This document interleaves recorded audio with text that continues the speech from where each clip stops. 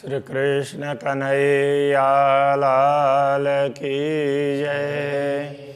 श्री निजानंद स्वामी की जय। श्री प्राणनाथ प्यारे की जय।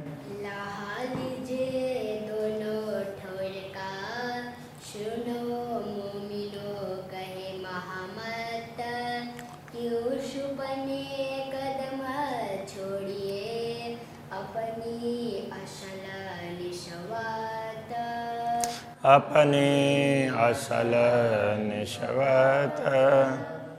10वां प्रकरण, इसमें श्री राज्य के इजार की बात कही है। असल इजार एक पाच की, एक ही रस सबए। कहते हैं कि असल में जिस इजार की अभी बात करने जा रहे हैं, असल में ये 5 नाम के रत्न का है। हरित रत्न है,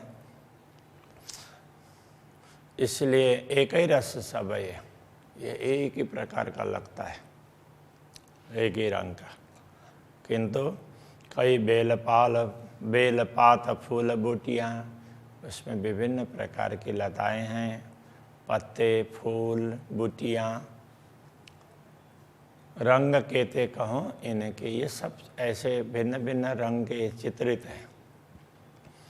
अब इनके कितने रंग की बात करें, इसलिए मूल में एक रंग होते हुए भी वो अलग अलग रंग दिखाई देते हैं। कहने का ये तात्पर्य है।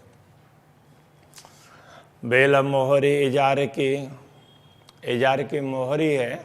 मोहरी का तात्पर्य पायजामा के नीचे चरण के पास की बात कर रहे हैं ना, तो उसमें ये है मोहरी का। तो उसमें पूरा वो लता ऐसी वो फेरी हुई हो ना, उस तरह से वो है, बेल की तरह से लगती है। जानो ये भूषण सुंदर, ऐसा लगता है कि ये आभूषण है और बड़ा सुंदर आभूषण है, आभूषण जैसा लगता है, उसका इजार का अंश जैसा ही नहीं लगता है, इतने सुंदर चित्रकारी है। अतंत शोभा सबसे ये खूबतर, ये देखने से लगता है कि सबसे अधिक शोभा इसकी है और यही सबसे श्रेष्ठ है। इजार बंद नंग कई रंग, कई बूटी कई नक सब इजार बंद। तो उस इजार को पायजामे को बांधने के लिए वो नाड़ा डोरी होती है, तो उसको इजार बंद कहते हैं। तो उसके लिए कहते हैं कई रंग के अलग अलग रत्नों के तार उसमें जुड़े हुए हैं। कई बूटी कई नकश, अलग अलग प्रकार से की नक्काशी है, कई बूटियाँ तो उसमें दिखाई देती है। निर्माण न हो इन जुआ ये वस्त्र अजीम अरस, ये वस्त्र है परम धाम के हैं, इसलिए इनका निरूपण, निर्माण करने का तात्पर्य यहाँ पर निरूपण, इनका विवरण ये ऐसा है करके नहीं बताया जा सकता। अति शोभा अति नरमाई, नंग शोभित नरम पसम।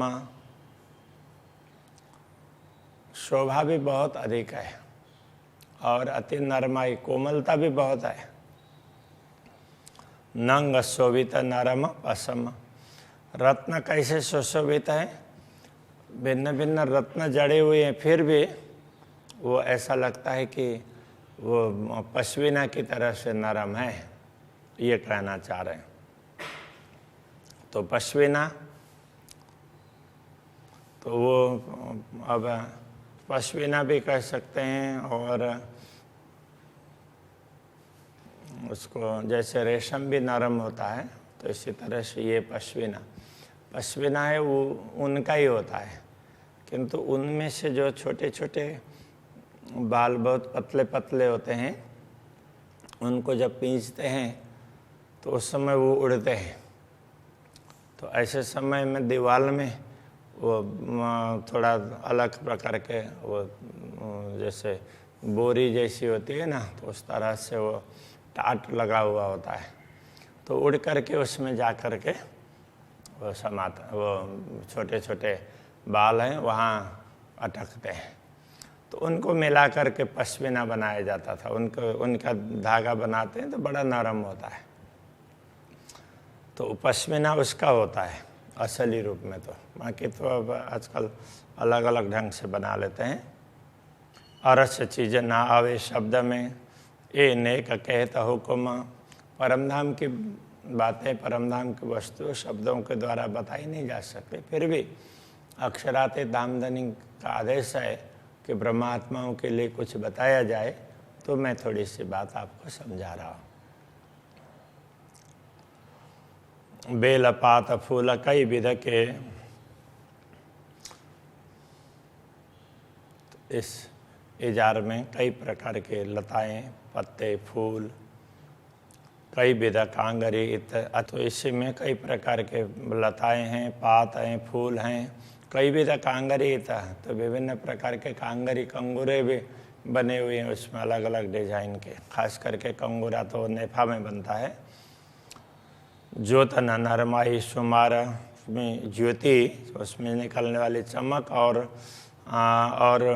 उसकी नरमाई, कोमलता, उसका कोई पारावार नहीं है। जुआ क्या कहे सिफत, ये जुआ उसकी क्या महिमा गाए। नेफा रंग कुसुम्ब का, कुसुम्ब नाम का पुष्प होता है, केसरी रंग का होता है, तो वो नेफा का रंग वो केसरी रंग है। अति खूबी अतलस, अब उसकी खूबी कैसी है, अतलस की तरह से है। अतलस रेशम को कहते हैं, रेशम की भांति नरम है, कहने का तात्पर्य। बेल भरी मोती कांगरी, जानो ए भूषण से सरस।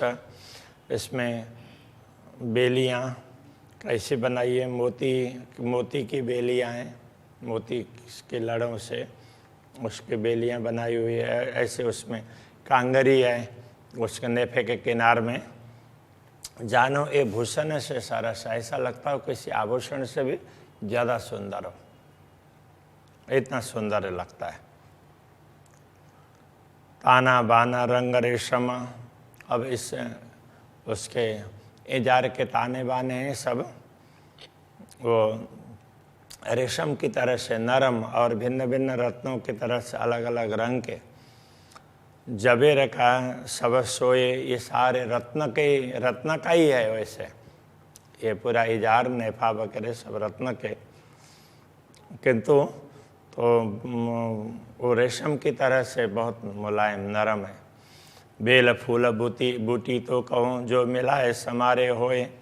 अब इसमें लता कैसी है, फूल कैसे हैं, बूटी कैसी है, ये सब तभी कहे जा सकते हैं जिसको किसी ने मिला करके उसको बनाया हो, गूँथा हो।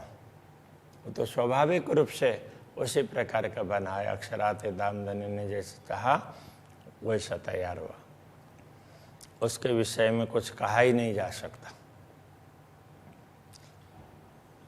अब आगे वाला प्रकरण भी लेते हैं, 11वां प्रकरण है अक्षराते दामधनी के शरीर का वर्णन के वस्त्र के आवरण के बिना ही। तो उसको किस प्रकार से समझें, तो वो समझाना चाह रहे हैं, तो आगे समझाएंगे कि उसमें ये समझाया गया है। देखो वो वस्त्र क्या है, जैसे मनुष्य वस्त्र पहनते हैं, तो मनुष्य के वस्त्र हैं वो प्राकृतिक नहीं है, वो सब बनाए हुए हैं। कुछ पशु पक्षियों में वस्त्र जैसे होते हैं वो प्राकृतिक होते हैं कि नहीं होते हैं। किसी का यहाँ ऊपर वो मुकुट जैसा होता है तो वो प्राकृतिक होता है, मोर का है, मुर्गा का भी होता है। अब गाय के गले में वो कंबल जैसा लटका होता है तो वो भी प्राकृतिक जैसा। ऐसे कंगारू के पेट में थैला होता है तो वो प्राकृतिक ही है, लेकिन वस्त्र जैसा लगता है ना। तो यहाँ पर ये समझाना चाह रहे हैं कि देखो अक्षराते दामधनी के वस्त्र कैसे, इस प्रकार पहने हुए वस्त्र नहीं है, उनके शरीर का प्रकाश, उसका आभा वो वस्त्रों की तरह से लगता है।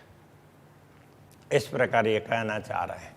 इसलिए उसको अलग से पहने हुए वस्त्र के रूप में ना समझो, सचमुच वो शरीर का ही अंग है, उस हिसाब से समझ लो। तो उस प्रकार से ये तो खुला अंग ऐसा करके बता रहे हैं। तो वो खुला अंग ऐसे उस तरह से नहीं आए कि जैसा हम कोई व्यक्ति निर्वस्त्र हो, तो उस प्रकार से नहीं है। तो ये अंग ही वो उनके अंग की शोभा वही वस्त्रों की तरह से दिखाई देती है। अब यहाँ कह रहे हैं, रूह मेरी क्यों न आवे तो हे लज्जत है मेरी आत्मा, तुझे ये स्वाद क्यों नहीं लग रहा है। तो को हके कही अरस की, तुझे तो पूर्ण ब्रह्म परमात्मा ने कहा तुम परमधाम की आत्मा हो, तुझे वो स्वाद आना चाहिए। अरस किया तेरे दिल को पूर्ण ब्रह्म परमात्मा ने धाम बनाया है। तो ये ऐसी बड़ाई हके दई, पूर्ण ब्रह्म परमात्मा ने तुझे इतनी ज़्यादा क्षमता दी, जो कभी ते आई नहीं तो मैं हक का है हुक्म। तुम्हारा यथार्थ में तो दुनिया में आना हुआ नहीं है, सुरता ही आई है, और वो भी अक्षराते धामधनी के आदेश से। तुम्हें अक्षराते धामधनी का आदेश प्राप्त है, उसी से तुम्हारी सुरता दुनिया में आई है। हुज्जत दई तो को अरस की, तुम्हें परमधाम का पूरा अधिकार, हुज्जत का अर्थ दावा भी होता है, अधिकार भी, तुम्हें परमधाम का पूरा अधिकार भी दिया है। दिया बेशक अपना इल्म, तो सचमुच तुझे पूर्ण ब्रह्म परमात्मा ने अपना ज्ञान भी दे दिया। बिन जामे देखो अंग को, अब इसलिए मुझे ये लगता है कि ये सब कृपा पूर्ण ब्रह्म परमात्मा ने मुझ पर की है, तो मैं उनके अंगों का वर्णन करूं, उनको देखूं। बिन जामे देखो अंग को, जामा के बिना ही उनके अंगों का दर्शन करते हैं। आशिक सब सुख चाहे, अनुरागिणी आत्मा को तो हर प्रकार के सुखों की चाहना होती है। बागा पहने हमेशा देखिए, सदैव श्री राज्य का स्वरूप है, वो बागा पहना हुआ दिखाई देता है। बागा पहने हुए स्वरूप का तो हमेशा दर्शन करते ही हैं। कछु ये छवि और देखा है, अब बागे बिने की छवि है, वो तो कुछ अलग ही प्रकार की दिखाई देगी ना, तो जरा उसका दर्शन करते हैं। अब यहाँ कहने का तात्पर्य निर्वस्त्र दर्शन करना चाहते हैं ऐसा नहीं है। वस्त्र आभूषण है उनके, वो शरीर के अंगों का प्रकाश ही उस प्रकार से दिखाई देता है। तो मूल रूप से प्रकाश किसमें से आ रहा है, तो उन ओरिजिनली उन अंगों का दर्शन करें, ये कहना चाह रहे हैं। आशिक है न माशुक की, नए सुख चाहे अनेक। पूर्ण ब्रह्म परमात्मा की अनुरागिणी आत्माएं होती है, तो अलग अलग प्रकार की चाहना रखती है, अलग अलग प्रकार के सुखों की। निरखे नए नए श्रृंगार, नए नए श्रृंगार को देखती है। जाने एक से दूजा विशेष, एक से दूसरा ज़्यादा श्रेष्ठ हो ऐसा देखती भी है, अनुभव भी करती है। जुदे जुदे सुख लेह के, रूह आशिक क्यों न अगाए। अनुरागिणी आत्मा पूर्ण ब्रह्म परमात्मा के अलग अलग प्रकार के सुखों को प्राप्त करती है, उनके दर्शन के हिसाब से, उनकी वाणी के हिसाब से यह दर्शन की बात चल रही है। और फिर भी वो तृप्त नहीं होती है। ताथे जुदा जुदा वर्णन, इसीलिए अलग अलग प्रकार से उनका वर्णन किया है। सुख आशिक ले दिल चाहे, तो आशिक ने अपने दिल में लेकर के अपने दिल की चाहना के अनुसार उनका वर्णन किया है। ये समझा रहे हैं कि ये सारा वर्णन, अनुरागिणी आत्मा तो ये सारा वर्णन करना चाहती है, कभी भी उसको तृप्ति नहीं होती है, इसलिए वो और देखते रहें ऐसा लगता है, इसलिए वर्णन करती है अलग अलग तरीके से। खाना पीना छिन छिन लिया, प्यार अरस रूहन। खाना पीना वो सब क्षण क्षण का प्यार है ब्रह्मात्माओं का, खान पान सब। पल पल माशु को देखना, पल पल में पूर्ण ब्रह्म परमात्मा के दर्शन करना।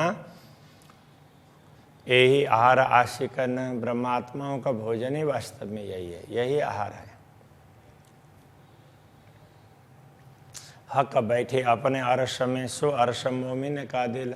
पूर्ण ब्रह्म परमात्मा तो अपने धाम में विराजमान है और ब्रह्मात्माओं के हृदय को भी धाम कह दिया।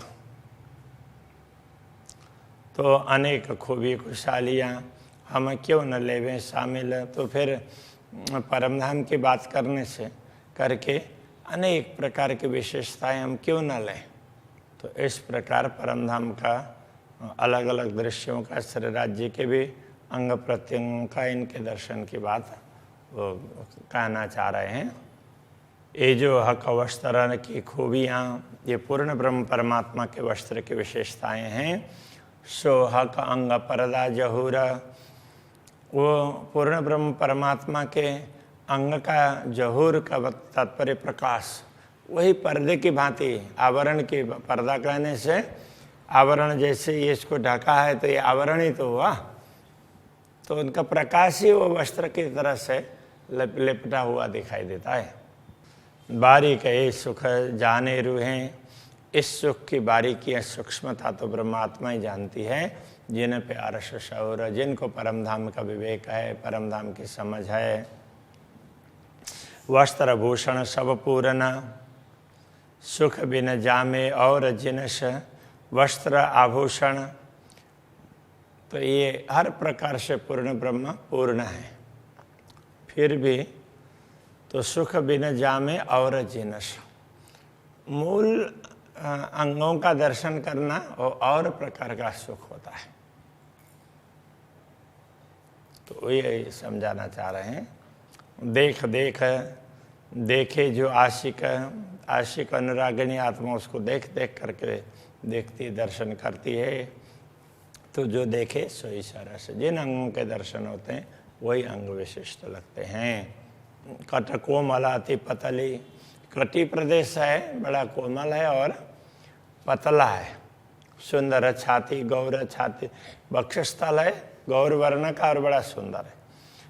देख सुख पाइए जो होवे अर्श शौर, परमधाम की समझ लेकर के देखने का प्रयत्न करो तो ये दिखेगा और सुख प्राप्त करो दर्शन करके। कट कोमल कही, जो पतली कटी प्रदेश है वो बहुत कोमल और पतली, ऐसा कहा। ये सुख सलू की और, इसका सुख तो और ही सुख है। ये जुआ शोभा तो कहे, जो कहूँ देखी होए और ठौरा। ये जिह्वा उसकी शोभा को तो तभी बता सकती है यदि ऐसे ही अंग कहीं उसने दूसरे स्थान पर देखे। अक्षरातीत के जैसे तो उनके ही हैं, इसलिए उपमा तो दे ही नहीं सकते। और पेट पांसली, हक की पेट और पांसली, तो ये यहाँ पर वो होती है ना हड्डियाँ, तो उसके लिए कह रहे हैं। ये कौन भांत कहूँ रंग, इनका रंग क्या बताऊं। रुआ देखे सहूर अर्श के, परमधाम की समझ लेकर के ब्रह्मात्मा देखना चाहे तो देख सकती है। और कौन कहवे हक अंग, बाकी अक्षराते धामधनी के किन अंगों का वर्णन करे और दूसरा कौन बता सकता है। पाँसें पाखड़ी बगले, शोभित बंधों बंध। अब वो क्या बता रहे हैं कि ये पसलियाँ जैसे गुलाब का पुष्प हो तो गुलाब की पंखुड़ियाँ एक दूसरे से जुड़ी हुई बड़ी नरम है, फिर भी अलग अलग दिखाई देती है ना, इस तरह से ये दिखाई देते हैं। शोभित बंधों बंध, तो वो जैसे उनकी जोड़ वगैरह वो सारे एक दूसरे से अलग अलग दिख भी रहे हैं। अंग रंग खूबी खुशहालियाँ, अंग के रंग और उसकी खुशहालियाँ, उसकी प्रसन्न, उसको देखने से जो प्रसन्नता प्राप्त होती है। पारन सुख सनंद, तो उनके सुखों का कोई पारावार नहीं है। ज्यों वर्ण स्वप्न स्वरूप की, ये भी होता है विध, इन जैसे स्वप्न के स्वरूप का वर्णन करते हैं, दिखता है, तो उस प्रकार से परमधाम के स्वरूप का भी वर्णन तो हो सकता है। ये चारों चीज़ें वो तो हो ही नहीं। दुनिया में जो दिखने वाली वस्तुएं हैं ना, फील करने वाली, ये चार वस्तुएं हैं, तो वो वहाँ परमधाम में ऐसी इस रूप में नहीं है। जैसे पृथ्वी है, कठिन लगता है, जल है, तरल लगता है, और अग्नि है, उसकी ज्वाला भी दिखाई देती है तो ताप का भी अनुभव होता है। इसी प्रकार वायु का भी अनुभव होता है। तो ये चार वस्तु है। अब पांच तत्व है, आकाश भी है, किंतु आकाश को ऐसे साधारण रूप से फील नहीं कर पाते हैं, आकाश के होते हुए भी। तो ऐसी वस्तु परमधाम में नहीं है। ना अर्श में ख्वाब चेतन, परमधाम में तो सब चेतन है, ख्वाब स्वप्न की वस्तुएं नहीं है। ए वर्ण अर्श अंग होता है, ले मसाला इत का। अब परमधाम के अंगों का वर्णन करना और यहाँ के शब्दों के माध्यम से, यहाँ के मसाले से। ताथे किन विदरुआ कहे जुआ पहुँचे न शब्द बका। इसलिए ये आत्मा किस प्रकार से वर्णन करे, क्योंकि नश्वर जगत के शब्द है वो अखंड तक पहुँच नहीं पाते हैं। जो अरवा होए अरश की, जो परमधाम की आत्मा होगी, सो कीजिए इल्म सहूरा, वो समझदारी से वो विचार करें। जो इल्म सहूर हक के दिया, जो ज्ञान और विवेक तुम्हें दिया है पूर्ण ब्रह्म परमात्मा ने, लीजो इनसे रूहें जहूरा, उनका प्रकाश लेकर के उससे समझने का प्रयत्न करो। हक को जेता रूह देखई सुध तेती ना बुध मना। तो पूर्ण ब्रह्म परमात्मा के स्वरूप को आत्मा जिस प्रकार से देखती है ना, वो समझ बुद्धि और मन को प्राप्त नहीं होगा। तो स्वप्न जुबा क्या कैसी, फिर वो स्वप्न की जुबा वो उस बात को बताना चाहे तो कितना बता पाएगी।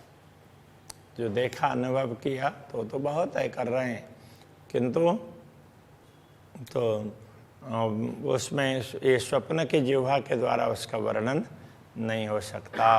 अंग हक बका वर्णन, तो अखंड पूर्ण ब्रह्म परमात्मा के दिव्य अंगों का वर्णन नहीं हो सकता। मन और बुद्धि भी तो अनुभव नहीं कर पाती है, तो शब्दों के द्वारा कैसे बताएं, ये कहना चाह रहे हैं। चलो आज यहीं रखते हैं। श्री कृष्ण कन्हैया लाल की।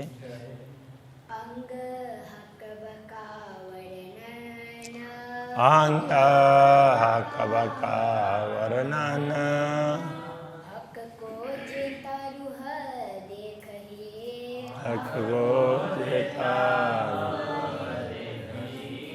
सुध तेती ना बुध मन, सुधा तेती ना बुध मन। तो सुपन जुआ क्या कहसी, तो स्वप्न जुआ क्या कैसी। अंग हक बका वर्णन, अंग हक बका वर्णन, अंग हक बका वर्णन, अंग हक बका वर्णन।